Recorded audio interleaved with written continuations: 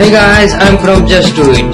जैसे कि आप सब जानते हैं, अभी यूपी में चुनावी माहौल चल रहा है और हमारे मोदी जी पुरजोश में चुनावी प्रचार कर रहे हैं। तो आज हम इस वीडियो में जानेंगे हमारे मोदी जी ने क्या अच्छा बोला, हमारे मोदी जी ने क्या हंसाने वाली बात कही और हमारे मोदी जी ने क्या मुक्के वाली बात कही। तो आइए सबसे पहले जानते हैं मोदी जी ने क्या अच्छा बोला। आज बीमार होना भी महंगा हो गया कि नहीं हो गया। घर में एक व्यक्ति बीमार हो जाए तो सारा कमाया हुआ बह जाता है कि नहीं बह जाता है। दवाइयां महंगी, कोई देखने वाला नहीं था। भाइयों बहनों, जब मुझे आप लोगों ने काम दिया, मैंने तय किया कैंसर, डायबिटीज और हृदय रोग, ये ऐसी बीमारियां हैं कि उसकी दवा इतनी महंगी होती है कि गरीब मध्यम वर्ग का कोई इंसान अपना इलाज नहीं करवा सकता। और बड़े बड़े उद्योगपति मनमर्जी के दाम से दवाइयां बेचते थे और नेता लोग उनसे चंदा लेकर के चुप हो जाते थे। भाइयों बहनों, मैं गरीबी में पैदा हुआ हूं, मैंने गरीबी को देखा है, मैंने गरीबी को जिया है। गरीब अपनी जिंदगी कैसी गुजारता है, ये गुजारता गुजारता आपने मुझे यहां पहुंचाया है। और इसलिए भाइयों बहनों, गरीब का दर्द मुझे किताबों में नहीं पढ़ना पड़ता है, मेरी जहन में वो दर्द पड़ा हुआ है।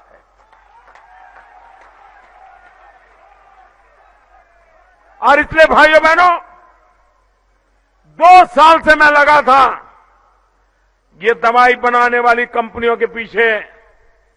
मैंने कहा मैं गरीबों को लूटने नहीं दूंगा।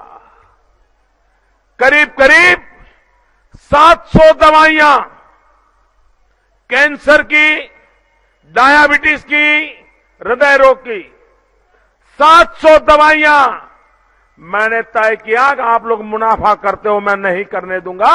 आप गरीब की जिंदगी के साथ खेलते हो, मैं नहीं खेलने दूंगा। उसका दाम कम करना पड़ेगा। और 700 दवाइयां, कैंसर में एक दवाई आती थी इरेसा। ये इरेसा करीब करीब 30,000 रुपए की दवाई होती थी, 30,000 की। मुझे बताइए, यहां कोई व्यक्ति है वो 30,000 रुपए की दवा ले पाएगा क्या?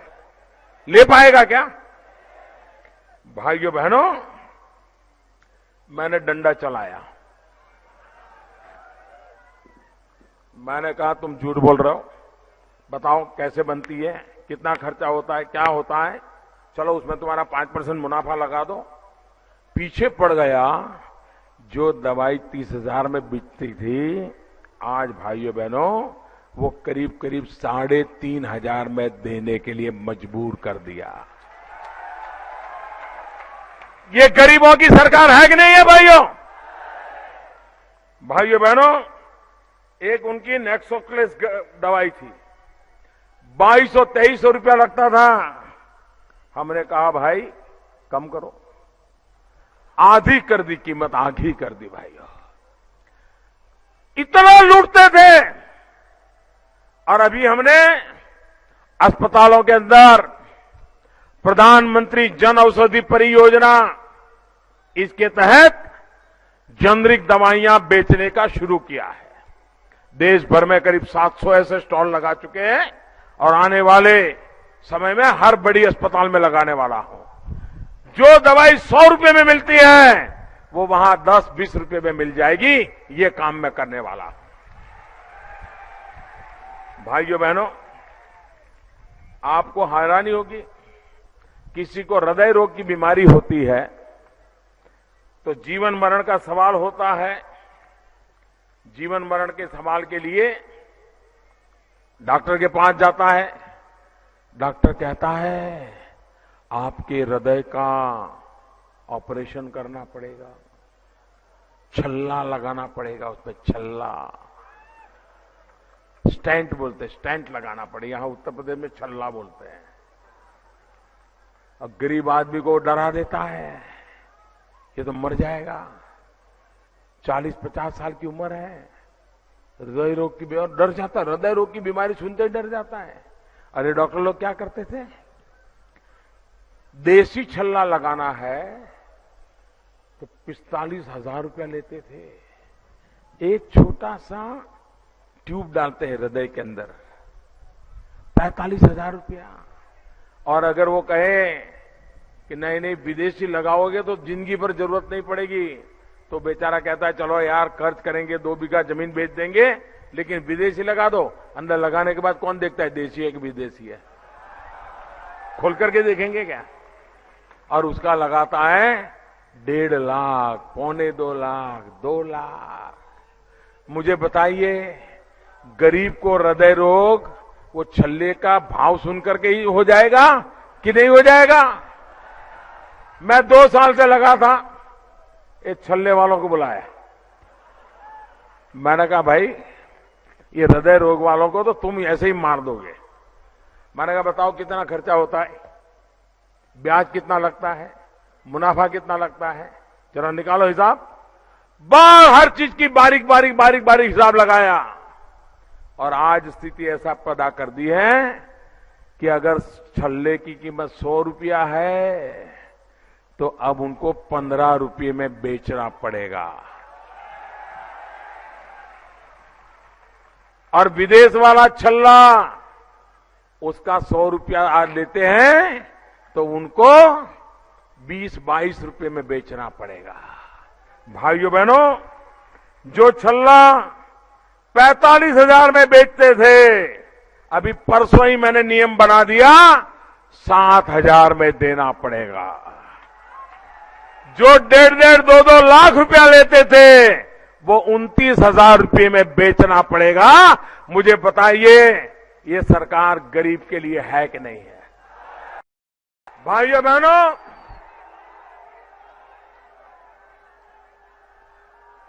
अगर हिंदुस्तान के किसान का भला नहीं होगा तो हिंदुस्तान का कभी भला नहीं होगा, ये मैं भली भांति समझता हूं।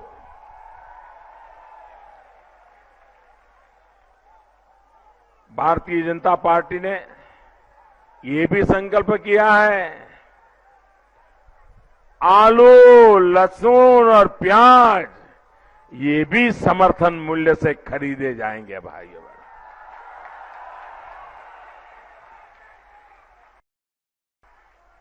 भाइयों बहनों, हमारा कोई भी देश का नागरिक आत्महत्या करे, हिंदुस्तान के किसी भी कोने में करे, ये हमारे लिए पीड़ा का विषय है कि नहीं है? दुख का कारण है कि नहीं है? इसके लिए सिर्फ आंसू बहाएंगे कि कुछ करेंगे? हमारे देश में किसान आत्महत्या कर रहा है, हमने एक बड़ी योजना बनाई, प्रधानमंत्री फसल बीमा योजना। इस प्रधानमंत्री फसल बीमा योजना में किसान को कितना देना है?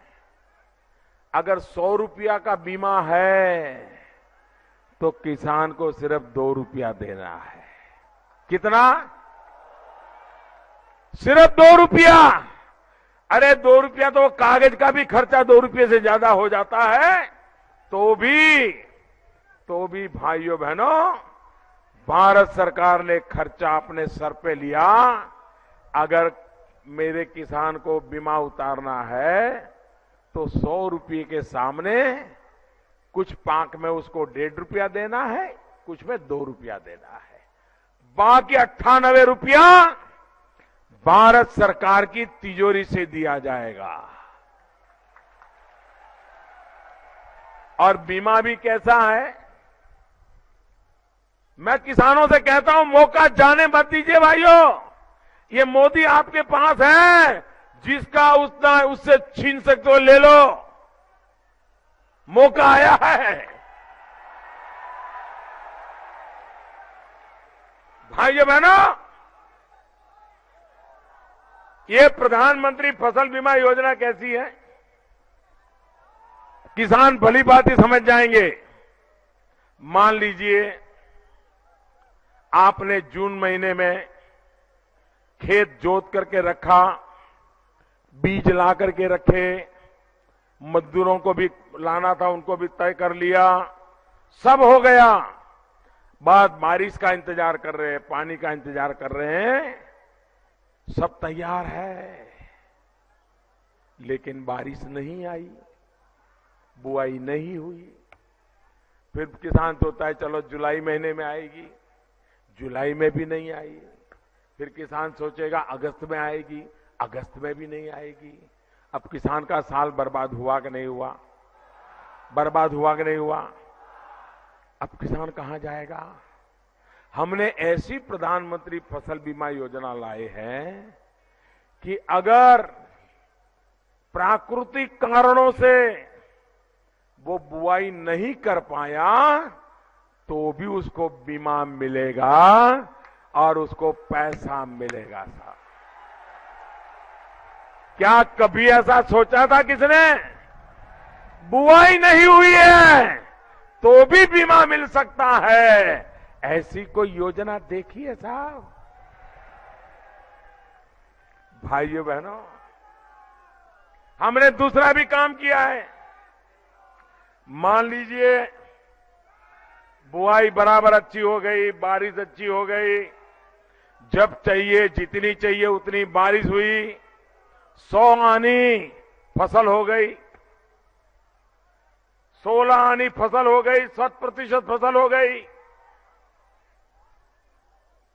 कटाई हो गई और खेत में धान का ढेर तैयार बैठा है, गेहूं का ढेर तैयार है, चावल का ढेर तैयार है, बस मंडी में जाने की तैयारी चल रही है।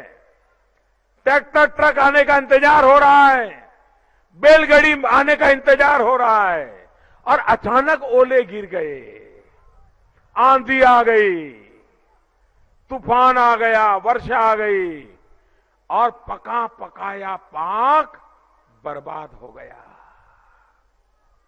भाइयों बहनों, हम ऐसी फसल बीमा योजना लाए हैं कि कटाई के बाद खेत में अगर उसका धान पड़ा है, गेहूं चावल जो भी बीमा का है पड़ा है, और 15 दिन के भीतर भीतर अगर ऐसी कोई प्राकृतिक आपदा आ गई तो भी उसको बीमा दिया जाएगा। तो आइए अब हम जानते हैं मोदी जी की कुछ हंसाने वाली बात। जहां भाजपा की सरकारें हैं, चाहे गुजरात हो, महाराष्ट्र हो, हरियाणा हो, राजस्थान हो, छत्तीसगढ़ हो, झारखंड हो, जहां भाजपा की सरकार है वहां 60-70% किसानों का प्रधानमंत्री फसल बीमा योजना हो गई है। लेकिन ये उत्तर प्रदेश, अखिलेश जी समाजवादी काम बोलता है, क्या बोलता है? भाइयों बहनों, एक ऐसी सरकार यहां बैठी है जिसको कुछ करना नहीं है। आप मुझे बताइए,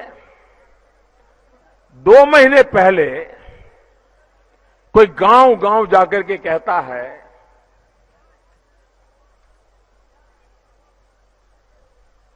27 साल यूपी बेहाल, अचानक क्या हो गया भाई? गले लग गए।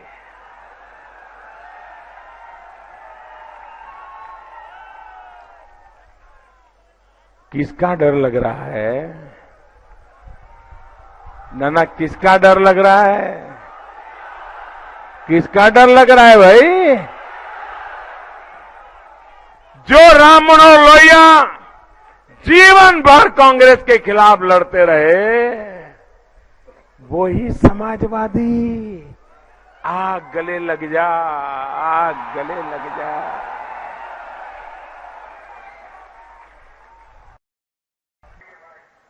आज मैं यहीं से लखनऊ जाने को तैयार हूं। मैं अखिलेश जी को कहता हूं, आप भी लखनऊ आइए। हम दोनों लखनऊ के मेट्रो स्टेशन पे जाएं, टिकट खरीदें और दोनों जाकर के मेट्रो में जरा सफर करके आए। आपने उद्घाटन किया था ना, गाजे बाजे के साथ उद्घाटन किया था ना। भारत सरकार ने पैसे दिए थे, लेकिन भारत सरकार के किसी मंत्री को बुलाया तक नहीं था। अरे लखनऊ के सांसद को भी अपमानित किया था। क्यों? क्योंकि चुनाव में आपको काम दिखाना था, इसलिए आपने फीता काट दिया। लेकिन न रेल का स्टेशन बना है, न कहीं ट्रेन चलती है। आप मुझे बताइए भाइयों बहनों, अगर इसी तरह से, अगर इसी प्रकार से लोगों को मूर्ख बनाने का काम चलता रहेगा, तो भाइयों बहनों मुझे बता दीजिए कि कैसे लोगों का भला होगा। आप जरा मुझे बताइए, आपने बड़े मेदांता अस्पताल का उद्घाटन किया, हड़बड़ी में किया, क्योंकि काम बोले। आइए अखिलेश जी, अपन चले जाएं मेदांता अस्पताल में, आपका बीपी चेक करें, मेरा बीपी चेक करें, मैं मान लूंगा कि अस्पताल चालू हुआ है। न कोई डॉक्टर है, न कोई पेशेंट है, न कोई व्यवस्था है, फीता काट दिया। ये आपका काम बोल रहा है क्या? अब हम जानते हैं किसे पड़ा मोदी जी का मुक्का। ये अगर गरीब को अपना बच्चे को पढ़ाना है तो उसको सरकार की स्कूल में भेजना पड़ता है। लेकिन अगर सरकार की स्कूल में अखिलेश जी का काम बोलता है कि 50% टीचर की भर्ती ही नहीं हुई है, तो गरीब का बच्चा पढ़ाई कहां करेगा? गरीब के बच्चे की शिक्षा कहां होगी? अगर गरीब बीमार हो जाता है, उसको तो सरकारी अस्पताल, सरकारी डॉक्टर के बिना उसका कोई चारा नहीं होता है। लेकिन अगर सरकारी अस्पताल में न डॉक्टर हो, न दवाई हो, न साफ सफाई हो, तो गरीब की बीमारी कैसे जाएगी? भाइयों, अखिलेश जी आपका काम बोलता है, यहां के दवाखानों में दीवारें हैं, दवाई नहीं है, दीवार है, डॉक्टर नहीं है। गरीबों की बीमारी की चिंता कौन करेगा? अगर दलित थाने में जाकर के अपनी शिकायत दर्ज करना चाहेगा, तो थानेदार शिकायत लेता है क्या? जरा बताइए, लेता है क्या? आपकी फरियाद भी नोट करता है क्या? भाइयों बहनों, क्या दुर्भाग्य है कि उत्तर प्रदेश के दलितों को कोर्ट में जाना पड़ा कि हम पर जुल्म हो रहे हैं, लेकिन थाने में कोई हमारी रिपोर्ट लिखने के लिए तैयार नहीं है। कोर्ट के हुक्म से उत्तर प्रदेश में दलितों के खिलाफ जो गुनाह हुआ था, उसके केस रजिस्टर करने की नौबत आई। ऐसा क्यों होता है? क्योंकि अखिलेश जी ने थाने को सपा का कार्यालय बना दिया है।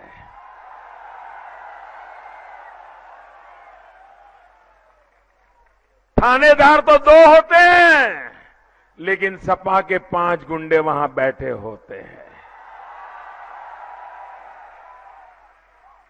और जब तक सपा का सूबेदार हां न कहे, थानेदार कागज पर एक शब्द लिखने की हिम्मत नहीं करता है। और किसी दरोगा ने ईमानदारी से कर दिया तो उसकी तो छुट्टी समझ लीजिए।